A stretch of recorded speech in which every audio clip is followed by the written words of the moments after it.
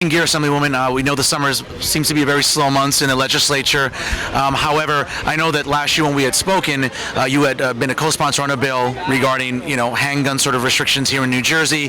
What can you tell our viewers about where that bill has progressed so far in the legislature in Trenton? Unfortunately, the bill hasn't progressed much because there are so many bills of similar nature. And my bill wasn't restricting so much. What my bill was doing was enhancing, and by giving people having to take a psychological testing. But to me, it was a matter of, if our police officers have to go through psychological testing, I think that we should have to go through the same. We saw it in Connecticut, and a lot of the issues have to do with they're of a psychological manner. I think the young man that did what he did had some issues, and how did he get a hold of the guns? There was also a part of the bill that stated, and that was, as one of my constituents said, maybe police officers have to guide the personnel that's buying the guns and that's applying for permit. Where are you storing your guns? I wouldn't know where to store it. If I applied for a gun permit, I wouldn't know. I would think that maybe a cabinet near in my dining room might be a good place.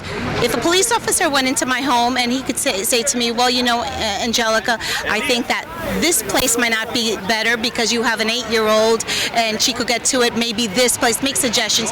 There were those two key components, the psychological and giving us a little heads up on where would be the best place, because like what happened in Connecticut, that tragedy, where were the guns stored that they were so easily accessible, and it happens throughout the country. A lot of the wrong people get a hold of these guns, whether they be stolen, because most of the crimes are committed by people that really don't own them legally. Legal gun owners are responsible ones, and we don't want to take that away from anybody. I'm all for legal ownership. If you're going to own one, you own it legally, and you store it and be responsible. The crimes are committed by illegal guns, stolen, whatnot, or what happened in Connecticut. How did he get a hold of it? So those were components that were important.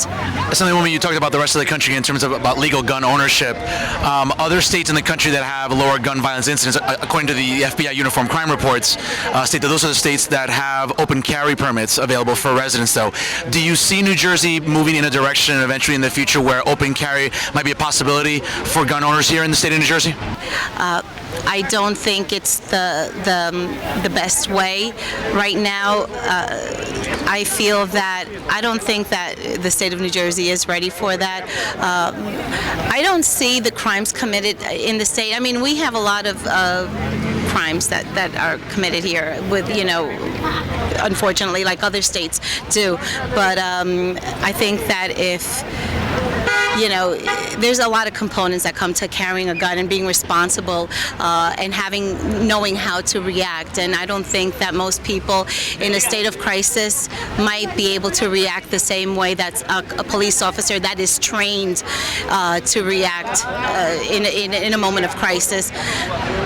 You don't know how you're going to react. If you have your gun on you, you don't know how you're going to react if somebody comes behind you. It's something that it's something to think about. I don't foresee it happening anytime soon here. In terms of other things perhaps maybe happening soon, one of your colleagues in the legislature, Assemblyman Ronald Dancer in the 12th District, as a result of the untimely murder of Officer Santiago in Jersey City, he has gone on record about reintroducing a bill to perhaps revisit capital punishment in New Jersey. We know it's been banned since 2007.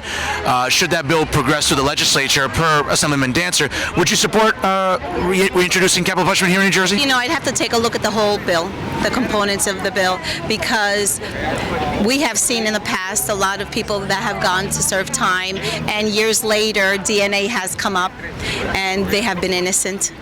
We've seen it in cases of rape. So I would like to see the whole component. And unfortunately, I don't represent Jersey City, but the districts that I represent, I know that we have some people that go to jail that might not have the means to have proper representation attorney-wise, and so regardless, but I would look at it and I would think about it.